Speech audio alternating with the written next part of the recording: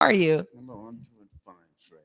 Nice to be here. Nice to meet you too. I'm Yeah. enjoying this. I'm so excited. Well, we're Uh, excited to have you. I saw you out in the community and you were promoting the board game and promoting your work. Tell us a bit about the history of you before you said, I have an idea to really start to flush this out. Tell us about your beginnings. okay, good. I would like to do that.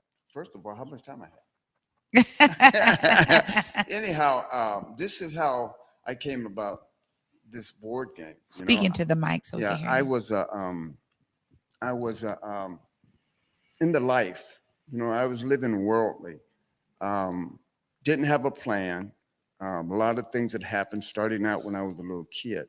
I had an older brother. Me and him was really close. He was a musician, and there's 9 kids, but he Mm. was a little bit old, 5 years older than me. Anyhow, he joined the Black Panthers, right? And so in 1968, the police gunned him down, Mm. right?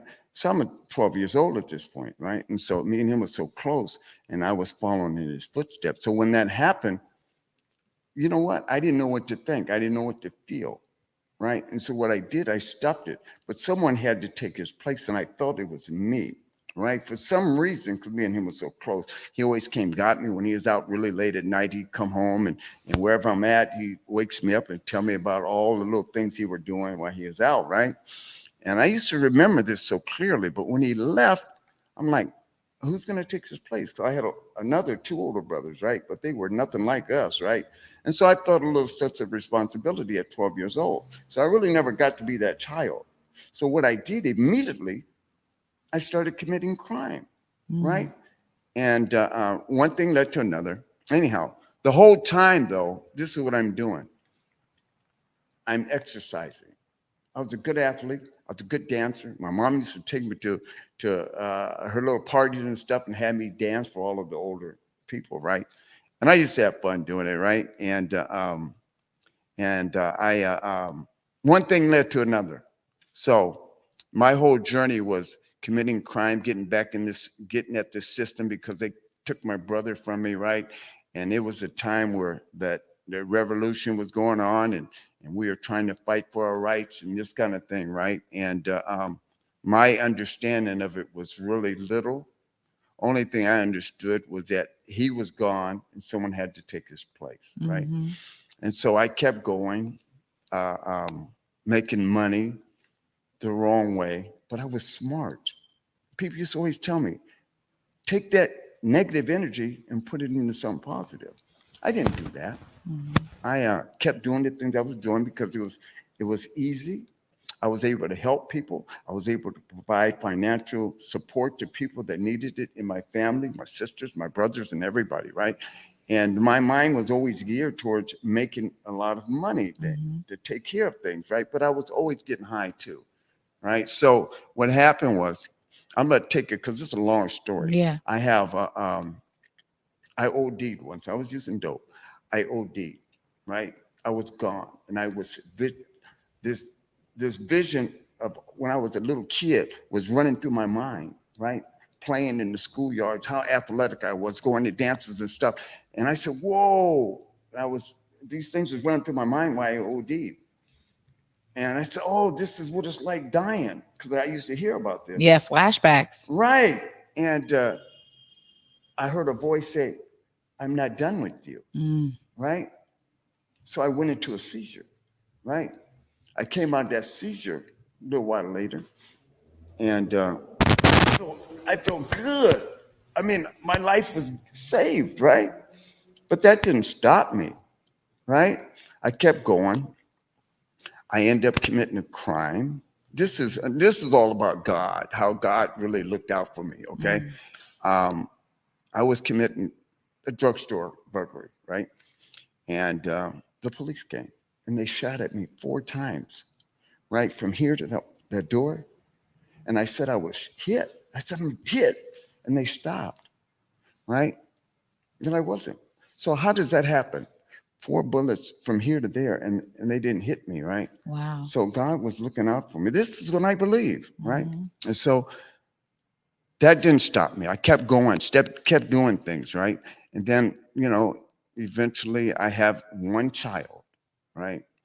The one child end up disabled, right? And I'm like, wow, why me? Was this a sign, right? What was I doing? How did this happen to me out of everybody that I know, right? And I was a pretty healthy individual, right? But it was my lifestyle.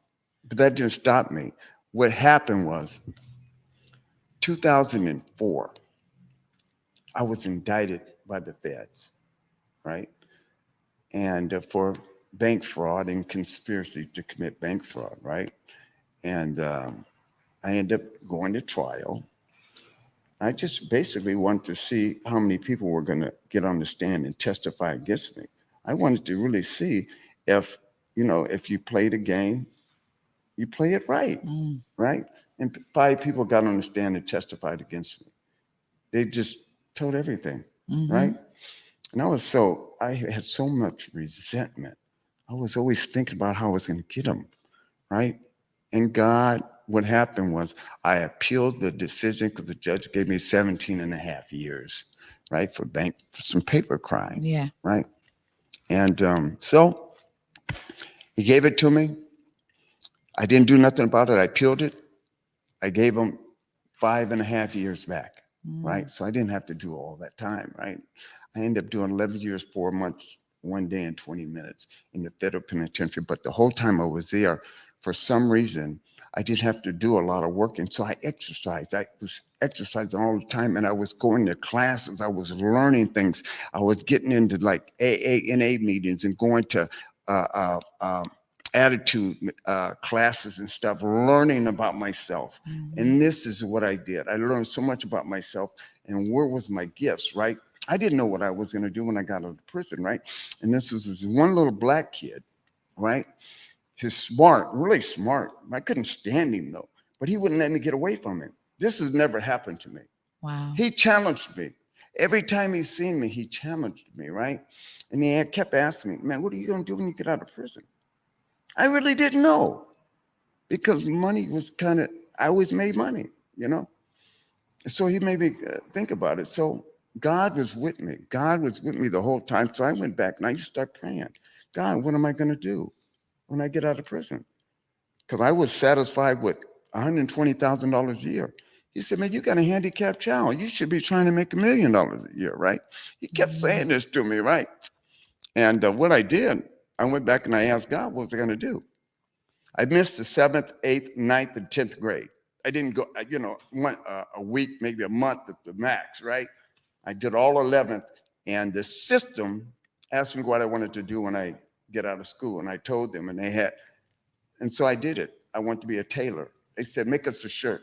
They brought me a machine to school, and I made a shirt, and they gave me all my credits for all those grades, right? And they told Wow. me, they said, don't think we did anything wrong, right? And so anyhow, I didn't go to school. And this is one of the things I regretted, not going to school. And so God said, you're going to put something together, you know, make it uh, uh, something that you resented, the fact that I didn't go to school, and something you've been doing all your life, exercising, right? And that's what I did. I started Wow. writing every night, waking up writing because it was there, right? And so I came up, I wrote all the stuff down, then I put it on paper, and this guy, little kid, typed it up for me, right? He said, this is what you came up with, right? I said, okay, good. It was an app. Here's a book right here. This is a book to an app. This Mm-hmm. app is to that game, right? But I was on probation, so I really couldn't go get a loan to get this app put out, right? So I said, let me pivot. So what I did was I pivot and I found got people that were street people that helped me put this board game together. They Wow. knew graphics, but they were drug addicts. Well, tell me about this board game because I mean, I saw you in the community. One of the things that I think really entertained me about seeing this was I don't know if fitness has been utilized in this kind of format. So tell us a bit about this game. I most certainly will. This game here is all about being smart, trivial slash exercises. That is what this game's all about, right? TMEB is what it's called TMEB for short, but it's test mind exercise body. Yeah. And this is a game, it's trivial stuff. Anything, we got different categories that you spin the wheel, and if it lands on the category, there's cards, there's trivial questions, right? And there's answers. And I got an exercise manual in there as well, right? And it'll show you how to do the exercise, what muscles it work, and the whole deal, right? And so that's what you do. You play this game, and you land on one of the categories, and you keep the card if you get it right. If you don't, you put it back in the deck, right? And then the next person go. And this is how that game is played, and why it's important, and how because it's going to be big. It's going to be huge because we got an app, Yeah. right? We got an app, and once this get out there on the market the way it should, it's going to bring about the app, right? This is the first board game. There's going to be a second one. And it's the same name, but it's going to be for schools. You're talking about the first grade all the way up to sixth grade, and you can make it all the way up because it's fun. We need Yeah. to bring something back into the schools that will engage kids in wanting to go to school. This to make them want to go to school, but more importantly, they're not going to want to do exercise in front of the other kids in the class. Or what they're going to do, they're going to go home and practice. They're going to buy this game. Their parents, and they're going to be at home, and they're going to be challenging each other. But this game is so fun, especially when it comes to the kids, right? This is huge because we're going to be able to put it's in the rec centers, the boys clubs, wherever Right. you want it. This game is going to be there. And it's going to be a quiz. The teachers can go on our website and download some more questions and answers, anything that they want the kids to learn in school. Anything they have to do is they can even put it on the website themselves, right? And have the kids go home and play the game and come back and be ready for it. And they can do it once a week, or they can do it every day. It don't matter. But it'll change the format of the school, the way the teachers teach. This can be another one. Now they can sit back. The kids can play games. They could be observing. They can observe the kids that are engaged and the ones that's not. The ones that need help, they can target the ones that need help. Well, one of the things that I think is so innovative is to be able to take your lived experience, as you said. You had this resentment, right, Yeah. about like not going to school. So you made it in a scholarly way so that not only are families practicing fitness, they're also learning along the way, which is so key. And so I get excited because I think about my sons being able to play something like this with them, and both of them have their own ways of doing athletics, right? But the idea of bringing it into a family format, bringing it into the schools, another opportunity for, students and teachers to connect and really find fun in something that's also they're walking away with the learning and the fitness at the same time, because you have the exercises in there, but it's also as you're spinning, you're learning about each exercise. So Warren, thank you for Yeah. coming today to just share this, and I will help promote it because I think it's cool. I'm excited to play with my kids and give you our feedback, because really I think that that's what so many of us need as we talk about ensuring that we're healthy, that we're well, and that we learn from our experiences. This is a way to do that. So you do have a website. I want to let you look right there in the camera. Let folks know how to connect with you on the website. How do they get the game?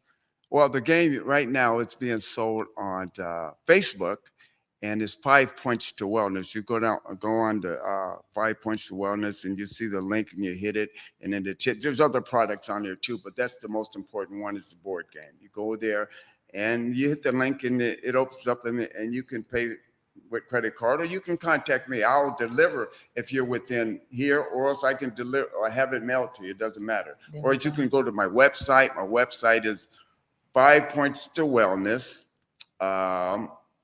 dot UENI dot web dot com. All right. Right, and I have cards here. But anyhow, I'm just new. I'm getting new. It's a startup on this website thing, and it's got to be built up a whole lot more. But anyhow, I've been reaching out to a few people to maybe help support it, because we only need a couple of major people in order to support this beautiful concept. And that's how you get in touch with me. I have business card. I have my phone number, and my email address is 5 Points to Wellness at gmail.com, or Warren Armstead at yahoo.com.